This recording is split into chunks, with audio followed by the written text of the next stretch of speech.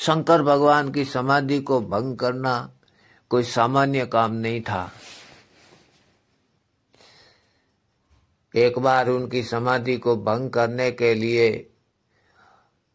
कामदेव को भेजा। कामदेव ने इस काम को आसान समझा और वो सीधे अपने शस्त्र चलाने लगे, काम बाण।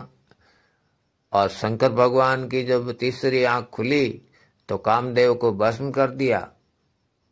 तो रति देवी अकेली पड़ गई, संसार की सृष्टि का काम रुक गया। तो ये एक समस्या और खड़ी हो गई। तो फिर वो स्वर्ग चले जाते थे। समस्या उनके पास आती है जिनके पास सुख हो, और सुख स्वर्ग में होता है, और स्वर्ग का काम कोई आसानी से नहीं मिल जाता है। तो वो बेचारे धक्के खाते थे, फिर वापस जाते थे। फिर उनको कोई लगे लगाते, जैसे मीडिया का काम होता है, तो वो नारद जी का काम था। नारद जी चैन से बैठने नहीं देते थे।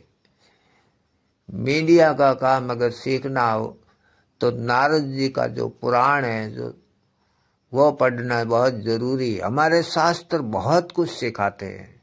शास्त्रों में वो सब बातें हैं जो आजकल जैसे आजकल बाहर देशों में जो किताबों में जो छपकर आता है कि ये बाहर देश से साबुन हमारे यहाँ बनता है, लेकिन वो छाप अगर बाहर की पड़ जाए, एक बार दुबई सऊदी से घूम कर आ जाए, तो उसकी कम से कम 10 रुपया रेट तो बढ़नी ही बढ़नी है। और वो हमसे अलग होगा। हमारे साबुन में लक्स में और उधर के भेजा है जो एक्सपोर्ट किया है उसमें बहुत फर्क होगा, क्वालिटी में भी फर्क होगा। तो उसके दाम बढ़ने ही बढ़ने।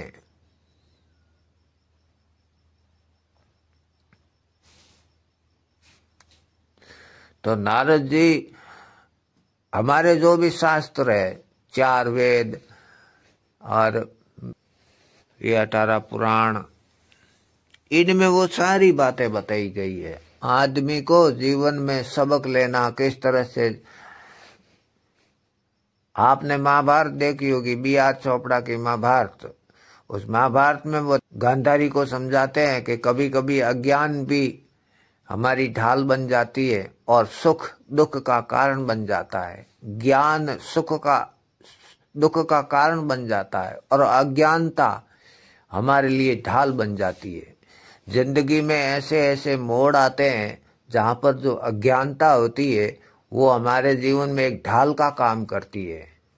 हमें पता ही नहीं इसके बारे में, और जब हमें इसका भेद का पता है, हमको मालूम है, तो वो हमारे दुख का कारण बन जाता है। ये महाभारत में है। पूरा जीवन का मार्गदर्शन ये दर्शन शास्त्र है हमारे लिए, पूरी दुनिया के लिए। ऐसे ऐसे शास्त्रों को तक्षशिला में इसीलिए जलाया कि किसी को पता नहीं चले इस बात का।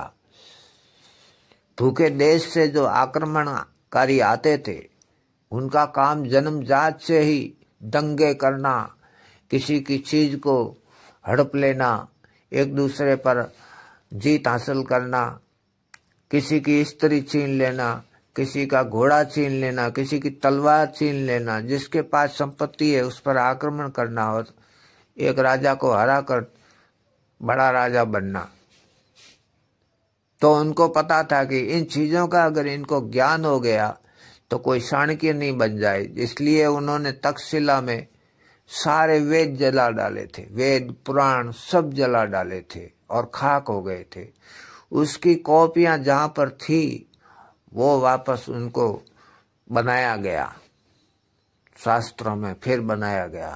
वो शास्त्र जला डाले थे उन्होंने, क्योंकि हमारे देश में ऐसे ऐसे रहस्य की खोज करने वाले, ज्ञान की खोज करने वाले ऋषि, महर्षि, सप्त ऋषि, ऋषि मुनि, गुरु, जगत गुरु शंकराचार्य, तो फिर वो जाते थे उस बात का पता करने के लिए। तो कोई ज्ञानी ऋषि महर्षि वो बताता था कि शंकर भगवान की अगर समाधि भंग करना है तो आप इस